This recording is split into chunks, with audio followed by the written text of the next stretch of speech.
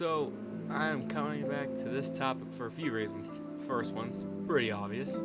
How well the last video did, but it's more than that. I finally feel like I can talk about this. Like I said in the last video, a lot of my friends don't like this guy. Callmecarson? Yeah. And well, last video, I was pretty tame. I tried to play it safe. I'm not gonna do that this video. I'm letting my full opinion out.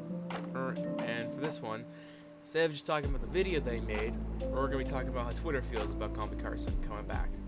And also, I'm going to probably be talking about some of my few personal opinions on this whole situation. You have to do the obligatory YouTuber thing, so let's get out of the way. Like and subscribe, or I will steal your femur. So, this first tweet kind of represents how I feel about this whole situation. It goes, so Carson is back, that's surprising. Apparently he's pulling a moist critical where he's giving all of his money he makes for charity. Not mad or happy, I'm just curious on what he plans to do next. Mostly the last line I kind of agree with the most. It's like, it's very neutral. For me, I can't look up to the guy, but I am curious what he's going to do next, and I do support him on that. I think the way Callmecarson did handle it, like I said in the last video, is the best way he could have, but some people on Twitter don't agree with that, which is fair, that's how it is. So let's move on to the next tweet, which is very to the point. So we're gonna talk about how Callmecarson made an apology video that's only a minute and 33 seconds long and didn't say sorry once. This one is interesting because they seem to miss the point of the video. I get where they're coming from. Like, I actually see where they're talking. I get where they're coming from, like I said, but wasn't meant to be an apology video. It's what the title was saying, moving forward. It is short and does actually kind of seem like he is trying to avoid from talking about what happened, but that doesn't take away from the purpose of the video, which is him moving forward. Like, I think I've said what I need to say about this one. It's pretty self-explanatory. It's a little bit shorter. It's a little too short in my opinion. I think he probably could have gone, I feel like he should have at least explained a little bit, but hey, that video's already out. So, unless he takes it down and redoes. Anyway, this next tweet is really interesting for a couple reasons. You'll see why. Tweet says, I love Callmecarson with all my heart, but I mean it when I say I don't support him. He doesn't fucking deserve it. I understand this point because I actually felt like this, and he does have evidence for his opinion. It's not unfounded. He linked a TikTok that actually shows a good reason why people shouldn't like Callmecarson. Here's a clip. Around late February, early March, Carson told the Lunch Club guys, as well as a bunch of close friends of his at the time, that he had been sexting his fans. He explained that he had exchanged photos with the 17-year-old while he was 19, and that he was done with it. He hadn't done it in months. He was ashamed of what he had done. I remember a call with him and Josh where both of us basically said to him, like, dude, if this behavior continues, we're done. But a few weeks ago, I started having some conversations with some of Carson's closest friends, including his former roommates. And in my discussions with them, I heard some things that suggested that Carson wasn't improving in the areas that he should have been. And he was showing signs of continuing some of his inappropriate behavior. And apparently this was happening while I was spending all this time trying to help him. And while he was saying that he was working on himself and that he was changing and that he hates the person he used to be.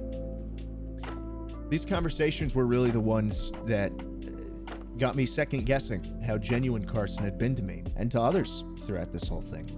I remember me and Connor were in Austin at the time, and over a long-ass dinner, we just kind of put all the pieces together that we often ignored because of how close we were to him. There were always stories I'd hear from his roommates about how he treated them and how he generally just acted that I glossed over, and I shouldn't have. Also, seeing the DMs he exchanged with some of the girls that have come forward absolutely fucking disgusted me. Up until yesterday, I thought that all these encounters Carson had were very much, spur-of-the-moment mistakes that he regretted instantly. And that was very much the story that everybody was told. And knowing what we do now, It's simply just not the case. This was something he pursued. Looking back now, almost every step of the way, Carson tried to downplay what had actually happened. I remember a time when he even referred to the last time it had happened as like Q4 2019 instead of giving us an actual date. And dude, I'm shocked. You know, like I can no longer say with any confidence that I believe Carson's behavior has ever stopped. You know, I can't take his word for it anymore. I feel for all the victims here, and to know that that more people could have been hurt this year while Carson and I were friends, and while I continued to associate with him, and while I believed that he was on the right path, that fucking kills me. You know, I hope all of them have gotten and continue to get the help they need to get through this.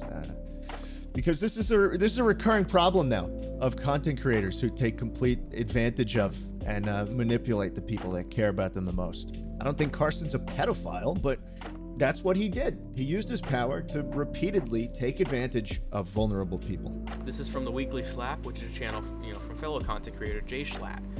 And Schlatt is a former friend of Callmecarson. Like the clip said, it's not a pedophile, but he did pursue this. This is an issue. I get that most people are mad about the age gap. That's what most people are mad about, including friends who, are very against it. I actually do want to dedicate this part. Listen, the age gap, forget about it. Like, I get it, it's bad, but the reason you shouldn't like him is because of this. The fact he pursued this. I'm not saying he's innocent. I'm not saying he's guilty or anything like that. But I am saying if you don't want to like him, not even if you don't want to like him, if there's a reason not to like him, this is it. Because he did pursue this, and that's fucked up. I don't support that. I can't look up to the guy anymore. I've said this plenty of times, but I do want to see how his future holds. I hope he does well, and I hope he does change. Like, I don't want to be proven wrong, and I do want there to be some proof out there that people can change. This next tweet is what most people I think would expect from Twitter, which is here's a tweet. It reads, "Can somebody please explain why the fuck all these pedophiles get so much support? Like, for real." This is what we expect from Twitter, right? Well, everyone's entitled to their own opinion, so I should be entitled to mine. I'm gonna say what I said before. I don't think Callmecarson is a pedophile. I do think he's changed, and I will probably be thinking that until I get proved wrong. I hope I don't get proved wrong, to be honest, but that's, yeah. I think that his decision to give all of his profits to charity and how it changes every month is why he's getting supported. If you want an explanation, that's the reason. And I, for now, will be one of those people who will support him. That opinion may change in the future, but right now this is my opinion. I may look back on this and hate this opinion. I may look back and say this aged well. We'll never know, because we don't know what the future can hold, and we don't know what the future can hold for us and for others. So I say we see how this goes. You can think differently about Callmecarson, but that's opinions. You can have your own, and I have mine. But I actually do want to end on some interesting tweets, which is mostly tweets that are actually like not fully against Callmecarson. I've already showed one that's kind of against, like, this, like, not entirely like against him, but these next three are more so like like the first one. We have this tweet, for example, that reads, "I can't forgive him since I wasn't involved. Same goes for everyone here that doesn't know him personally. Nobody owes you an apology. The only apology should go to are his friends and others that were involved, not you." I think that messed up a little bit there, but that's fine. I think we all know what they actually meant. The only apology that is needed is to his friends and others who were involved. I actually really like this tweet because it does show that there's still some smart people on Twitter.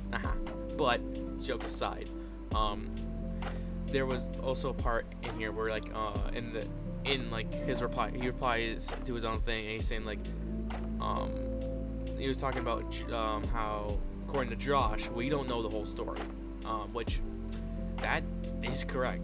That's why I think we should. That's part of the reason why I think we should hold off from like making assumptions quickly. But back to the actual tweet, Carson doesn't owe you an apology. He should apologize to people involved, like the tweet said. And I fully stand by that. It's more so how the victims feel. And like I will fully say, Callmecarson, he can apologize all he wants. If they don't accept it, that's, that still sucks. He can move on, but yeah, if the victim does accept it, then it's good. But let's be honest, either way on Twitter, that won't make a difference. The victim could fully accept it and have no issue with Callmecarson, and Twitter would still have a hissy fit, for being honest. Sorry about going on a little rant, but that is all I have to say about that tweet. The next tweet is another interesting one that I actually think is worth talking about. It reads, "So yeah, here we are. Carson has made a video with some announcements and things he wants to do in the future. I honestly feel bad for him, even if the situation was a problematic one. I probably overreacted too back when it happened." Holy shit, somebody taking accountability about their past actions? Huh. Man, Twitter's changing. It's nice to see. Regarding the rest of the tweet, it is nice to know that some people on the site, even on a site that people hate him on, there's still people giving him support. I do agree with this user though. Like, I do feel bad for Carson because I don't think anything he does, it's not gonna change anyone's opinion on Twitter. Like, what's gonna change? They're gonna still see him as the same person. I would actually like to segue into an interesting point though.